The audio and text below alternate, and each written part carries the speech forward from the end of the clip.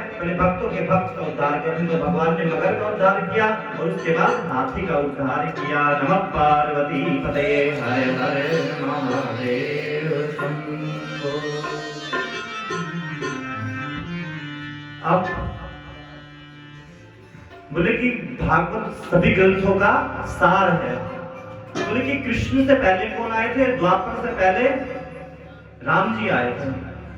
त्रेता युग आया था ना पहले, फिर द्वापर आया था। तो त्रेता में राम जी आए थे। तो श्री परीक्षित जी महाराज कहने लगे, हे गुरुदेव, आप हमें श्री राम जन्म की कथा सुनाइए। बोले कि राम हरे की कथा तो अनंत, राम जी की कथा अनंत अन्य पुराणा ने गाई है। फिर भी है ना, भागवत जी में 2 श्लोकों में श्री राम कथा का वर्णन है। नमः पार्वती पतये हरे हरे महादेव शंभो। बोले राम जी का जन्म कहाँ हुआ, किस कुल में जन्म हुआ, कौन पिता हुई, भगवान राम का अवतार किस कारण से हुआ था, तो बताइए।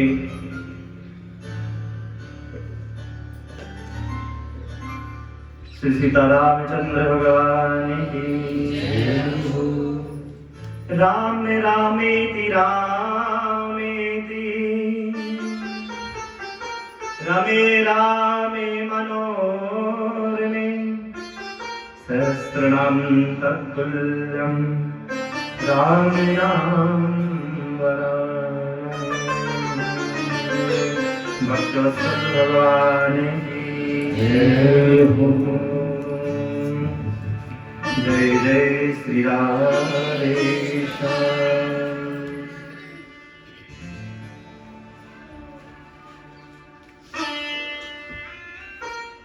समय बहुत कम से सोचे उत्सव भी मनाने नंदलाल को, तो राम जी की कथा को स्पष्ट करते हुए प्रणाम करते हुए निकलेंगे, ठीक है। दशरथ जी के पुत्र वे हैं महाराज राम। रघुवंश में इनका अवतार हुआ। दशरथ जी के कितने पुत्र? 4 हुए, धर्म अर्थ और काम मोक्ष। श्री हरि 4 रूपों में अवतरित हुए हैं। राम, लक्ष्मण, भरत और शत्रुघ्न के रूप में श्री हरि 4 रूपों में अवतरित हुए, जो एक धर्म की प्रतिमूर्ति, एक अर्थ की प्रतिमूर्ति, एक काम की, एक मोक्ष की प्रतिमूर्ति। ऐसे श्री रामचंद्र जी हैं। तो एक बार गुणगान कर देते हैं रामलला का। भय प्रगट कृपाला दीन दयाला कौसल्या हर्षित महतारी मने मनहारी अद्भुत रूप निहारी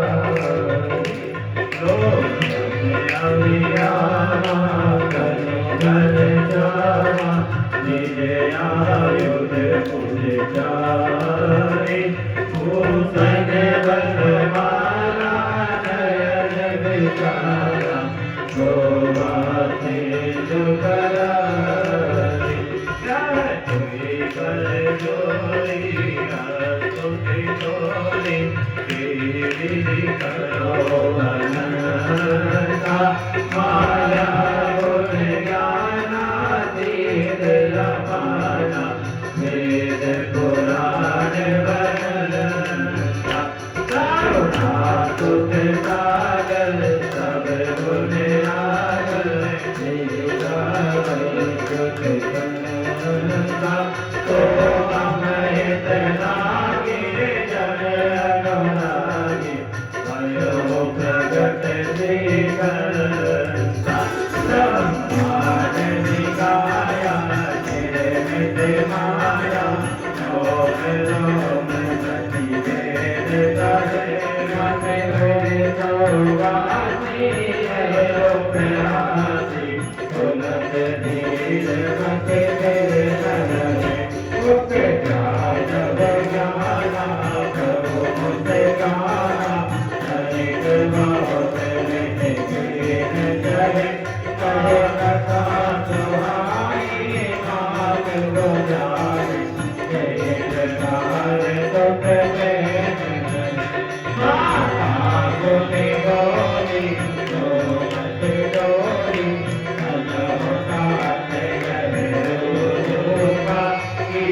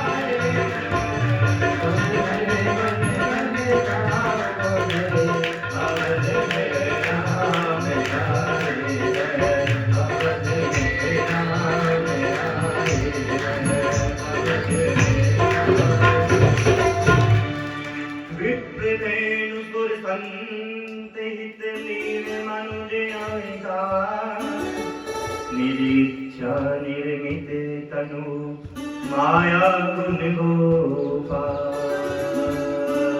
श्री राम जी का अवतार हुआ विप्रेन सुर संदेश धर्म की स्थापना के लिए। यदा यदा हि धर्मस्य ग्लानिर्भवति भारत अभ्युत्थानं धर्मस्य तदात्मानं सृजाम्यहम्।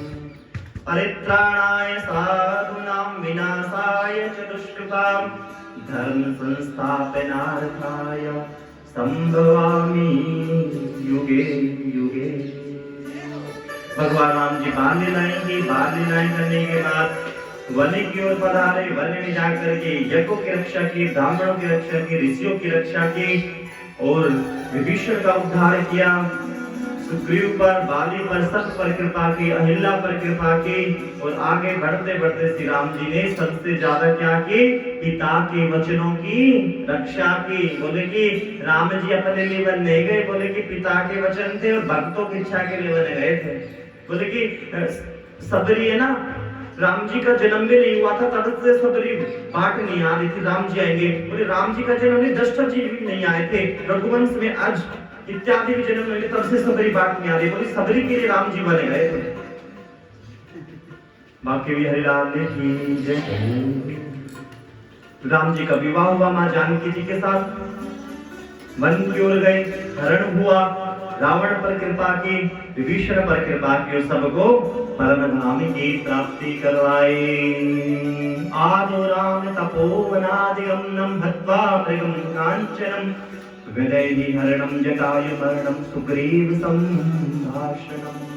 अनेक लोगों पर अनेक भक्त श्री राम जी कृपा करते हुए और अपने साकेत धाम को विराजमान होते हैं। भक्त वत्सल भगवान की जय। अब तो श्री परीक्षित जी बोले, हे गुरुदेव आपने रघुवंश तो विस्तार से सुना दिया, अब हमें यदुवंश के बारे में भी थोड़ा बताओ, चंद्रवंश के बारे में बताओ। चंद्रवंश में मैंने सुना है कि भगवान श्री हरि कौरवों के अत्याचार से हमारे परदादाओं की, हमारे दादाओं की रक्षा की थी। किस प्रकार की थी, किस प्रकार वंश में अवतीर्ण हुए, कृपा करके बताओ। मैंने सुना श्री कृष्ण परम ब्रह्म ने अवतार क्यों लिया, किसके जन्म लिया, सब विस्तार से बताओ। तो बोले कि हे परीक्षित जी आप ध्यान पूर्वक होकर के सुने। अब न कथा श्री कृष्ण के जन्म की हो जाएगी, गोकुल वृंदावन की ओर पधारेगी। बोले कि नारायण हुए, नारायण के नाभि से ब्रह्मा जी के अत्रि हुए, अत्रि के चंद्रमा, चंद्रमा के बुध, बुध के पुरुरवा हुए हैं, पुरुरवा के आयु और नहुस, नहुस के यति, ययाति, सयाति, आयति, वियति, कृति हुए। ययाति के शर्मिष्ठ और देवयानी दो पत्नियां हुए। देवयानी के यदु और दुर्वसु दो पुत्र हुए और यदु के अजमेर, सूरसेन और इन्हीं सूरसेन के वसुदेव जी हुए। और इन्हीं वसुदेव का विवाह देवकी जी के साथ हुआ। बोले देवकी जी के साथ विवाह हुआ। 6 पुत्रों को कंस ने मार दिया। सप्तम गर्भ के रूप में स्वयंशेष नाग अवतार में दाऊ भैया प्रकट हुए और 8वें रूप में श्री कृष्ण का प्रादुर्भाव हुआ। ऐसे हमारे परम ब्रह्म श्री कृष्ण इस धराधाम पर आए। तो बोले कि भगवान का जन्म कंस के जेल खाने में हुआ है और जन्मोत्सव कहाँ मनाया गया? गोकुल में मनाया गया था। गोकुल में भगवान 4 वर्ष रहे और वृंदावन में 6 वर्ष तक और भगवान मथुरा में 14 वर्ष तक रहे और 25 वर्ष के अवस्था में भगवान द्वारकाधीश बने और 125 वर्ष के अवस्था में भगवान स्वधाम को गमन कर गए। तो भगवान इस धरा पर रहे 125 वर्ष तक। भक्त वत्सल भगवान की जय। अब तो श्री परीक्षित जी बोले आनंद नहीं आया ना श्री कृष्ण की छोटी सी कथा सुन के, नहीं आयो। तो श्री परीक्षित जी ने भी आनंद नहीं आयो। बोले कि आपने पूरी कथा तो 3 दिन से विस्तार से सुनाई है, अब मेरे प्रभु की कथा ही आपने तो जल्दी से पूरी कर दी चंद्रवंश। परीक्षित ने कहा कथितो वंश विस्तारो भवतासु मिसोरेयो राज्यम चोप्य वंशानाम चरितम परमाद्भुतम। बोले कि महाराज आपने चंद्रवंश और सूर्यवंश को विस्तार से बताया और इतने विस्तार से सुना है कि जब हमारे प्रभु की बात आई तो आपने बोल दी भाई कथा छोटी सी सुना दी तो मैं विस्तार से सुनना चाहता हूं। तो श्री सुखदेव जी महाराज कहने कि राजन पानी पी लो, है ना। तो श्री परीक्षित जी पता क्या बोले, राजन इतने दिन से आपकी कथा सुन लो ना, इतने दिन से आपकी कथा सुनने के बाद है ना, कथा रस के अलावा दूसरी कोई रस की चाह नहीं बची। अब आप है ना श्री कृष्ण रूपी कथा को नित्य प्रतिपान कराओ। तो सुखदेव जी महाराज परीक्षा लेने लगे कि कथा में मन है या पानी में मन है। तो श्री सुखदेव जी महाराज ने पूछा पानी, जलपान, भोज इत्यादि किसी की इच्छा नहीं बची, तो श्री कृष्ण की इच्छा से सब। श्री सुखदेव जी महाराज कहने लगे, हे परीक्षित, चंद्रवंश में प्रवेश करते हैं। बोले कि जब धरा पर कंस का अत्याचार बढ़ता चला गया तो पृथ्वी माता धरा गाय का रूप धारण करके ब्रह्मदेव के पास पधारी और कहा, हे ब्रह्मदेव मेरी रक्षा करो। ब्रह्मदेव ने कहा, मैं तुम्हारी रक्षा करने में असमर्थ हूँ। सभी देवता घर बढ़ाते हुए श्री हरि नारायण के पास पहुंचे और तभी आकाशवाणी हुई। आकाशवाणी में क्या कहा, वसुदेव करे साक्षात भगवान परशुराम, जनस्यति तत प्रियार्थम समं भवन्तु सुरस्त्रियः। हे देवताओं, आप अपने धाम को पधारो। बोले कि वसुदेव घर साक्षात, मैं वसुदेव के घर में भगवान पुरुष अवतार लूंगा। जनस्यति तत प्रियार्थम, और अपनी प्रिया के सुख के लिए, प्रिया को श्री जी के सुख के लिए। बोले जनस्थित तत्प्रियार्थम, बोले कि भागवत जी में राधा को वर्णन नहीं है, नहीं राधा को वर्णन यहाँ की हो। जनस्थित बोले उन्हीं के लिए जन्म दूंगा। जब राधा जी को श्राप लगा था ना, तो राधा जी धरा पे पधारी, तो श्री ठाकुर जी ने कहा था कि मैं आऊंगा। तत्प्रियार्थम संभवन्तु सुरस्त्रिय, और आप अपनी देवताओं की देव पत्नियां और देवता लोग सभी वृंदावन में जाके, गोकुल में जाके अवतार लो।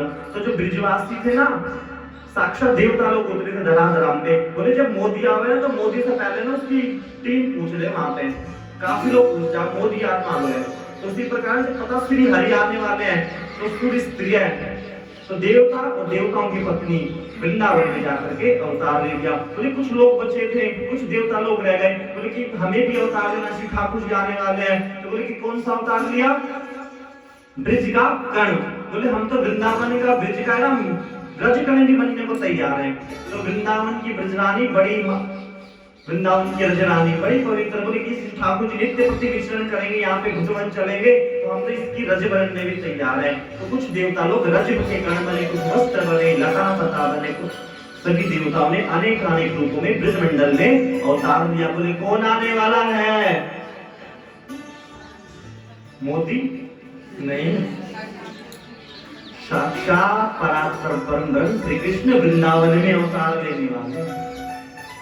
तो सभी लोग पधारे और अभी चलते हैं अपन कहां की ओर, नंद भवन की ओर। बोले कि ना यशोदा मैया को भी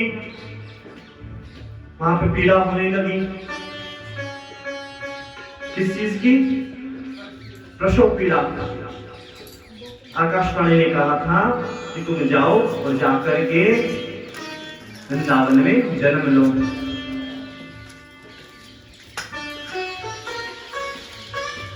नंद बाबा रात का समय अथाई पे बैठे, अथाई को समझे ना, गौशाला में ढेरी पे बैठे माला जप रहे। नंद बाबा माला जप रहे। बोले कि कछु तो हो गए, माला में जप रहा कृष्ण कृष्ण कृष्ण कृष्ण, और माला आगे चल रही है, कछु तो हो गयो अभी तो नाय भयो, कछु तो भयो हो अभी तक भयो या नाय भयो। लाला होने वालों था ना, तो कछु भयो या नाय भयो। माला चल रही उधर और अभी मन में, और उधर देव की मैया तो श्री हरि चतुर्भुज रूप में दर्शन देने लगे। बोले कि मैं तुम्हारे हित के लिए यहाँ प्रकट हुआ हूँ और तुम्हारे अष्टम पुत्र के रूप में अवतार लूंगा। माता देवकी कांप गई। उनकी देवकी मैया कौन थी, कथा में प्रवेश करते थे थोड़ा। बोले देवकी मैया वसुदेव की अपनी कंस की चचेरी बहन।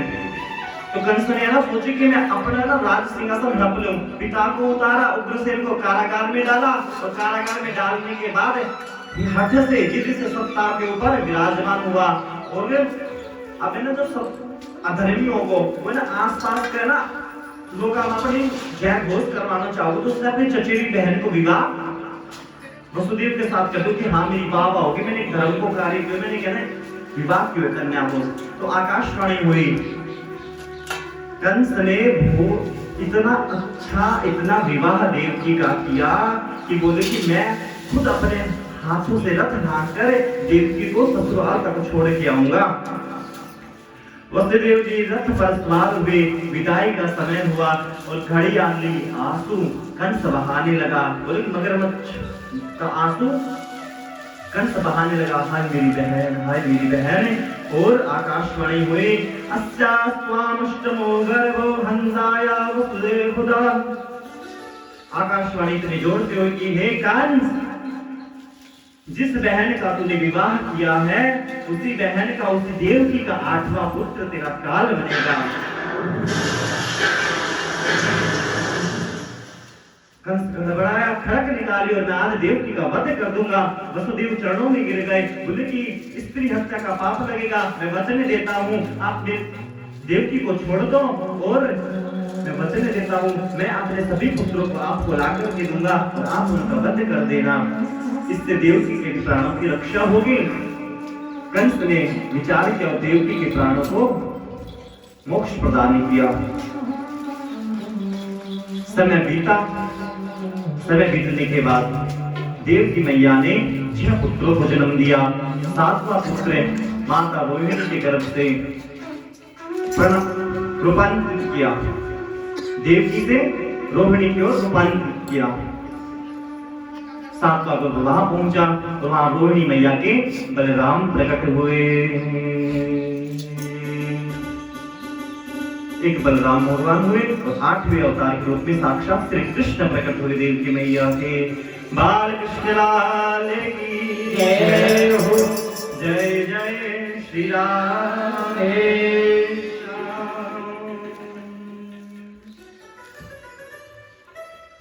बड़ा सुंदर समय आया, 8वां पुत्र आने वाला था। कैसा सुहावना मौसम हुआ, वातावरण शुद्ध हुआ, मंद मंद पवन बहने लगी। भादों का महीना आया और कृष्ण पक्ष अष्टमी तिथि, सुंदर सुंदर पवन चलने लगी। ब्रह्मादि पधारे और गर्भ स्तुति करने लगे श्री ठाकुर जी की। सत्यव्रतम सत्यम परम त्रिसत्यम, सत्यस्य योनिं निहितं च सत्यः, सत्यात्मकं त्वां शरणं प्रपन्नामि। ब्रह्मादि को देवगणों ने गर्भ स्तुति की, उनके गर्भ में कौन है? सत्य, सत्य विराजमान है। त्रिसत्यम, सत्यस्य योनिं निहितं च सत्यः, जान जिसका ना कभी मरण होता ना अजन्मा है, जो जन्म मरण से परे, वो सत्य श्री कृष्ण आज देवकी मैया के गर्भ में विराजमान है। सत्यात्मकं त्वां शरणं प्रपन्नामि, बोले ऐसे सत्य कि हम सब शरण ग्रहण करते हैं। ब्रह्मादि को ने शरण ग्रहण की। भादों का महीना आया और अष्टमी तिथि आई, श्री कृष्ण भगवान प्रकट हो गए। बाल कृष्ण लाल की जय।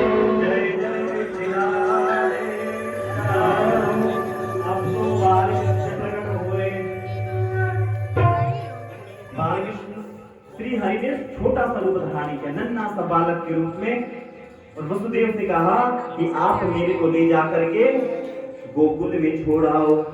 बोले कि कैसे छोड़ाए? हाथों में तो बेड़ियां लगी हैं।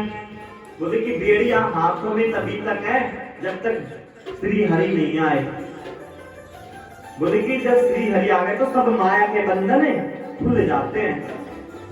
तो आप सभी का भी माया का बंधन अब तो खुल ही जाना चाहिए कि भागवत वो परीक्षित के तरह वही मत रहना कि पुरंजन पुरंजनी की कथा की तरह इस शरीर से ही प्रेम हो, शरीर के अंदर ही 9 द्वारों तक सीमित नहीं रहना। तो श्री कृष्ण आ गए तो अब तो माया से विमुक्त हुआ।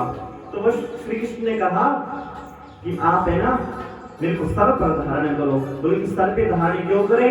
बोले श्री कृष्ण को है साक्षात धर्म। बोले जब धर्म सिर पे धारण करते हैं तो हम माया के बंधनों से मुक्त हो जाते हैं। सभी बेड़िया हथकड़ियां वसुदेव ने तो बाल कृष्ण को सर पर उठाया और सर पर धारण किया। सभी हथकड़ियां, सभी द्वार, सभी खुले कारागार से और वसुदेव जी लेकर के चले नंद बाबा की ओर। वहां पे कन्या को जन्म दिया था यशोदा मैया ने। कन्या को लिटाया और कन्या को उठाया, बाल कृष्ण को वहां पर लिटा करके चले आए हैं। और जैसे ही बाल कृष्ण, कन्या कौन थी? माया। माया के रूप में साक्षात विंध्यवासिनी प्रकट हुई थी। बोले कि माया को उठा करके चले और जैसे हिला करके माया को कारागार में छोड़ा, हथकड़ियां पुनः लग गई, पुनः माया के बंधन में फंस गई। कंस को पता चला, कन्या ने रोना प्रारंभ किया और कंस दौड़ता हुआ आया और बालक को ले जा करके देखा कि कन्या जन्मी है महाराज, कन्या जन्मी है। बोले कि कन्या भी मेरा काल हो सकती है। कन्या को उठाया, शिला से देना चाहा, कन्या हाथ से छूटकर आकाश मार्ग में जा पहुंची और बोले कि कंस तू मुझे क्या मारेगा? तेरे मारने वाला तो प्रकट हो चुका है, अवतार ले चुका है।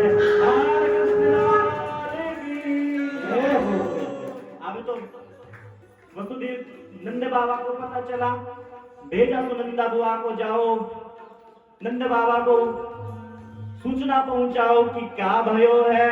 बोले कि लाला भयो है। क्या भयो है? लाला। बोले किसके? बोले 80 उम्र की डोकरी के भी लाला भयो आज। बोले कि संभव है कि 80 साल की गुड़िया के लाला हो जावे। बोले कि यशोदा मैया 80 साल की आज लाला जन्म हुआ यशोदा मैया ने। नंद बाबा ने अपने जो गले में हार पहना था उतार करके रोहिणी मैया को प्रदान किया और सुनंदा बुआ को प्रदान किया। नंद बाबा दौड़े हैं पटका कहीं। बोले कि कौन भयो है? आनंद स्वागतम कृष्णा स्वागतम कृष्णा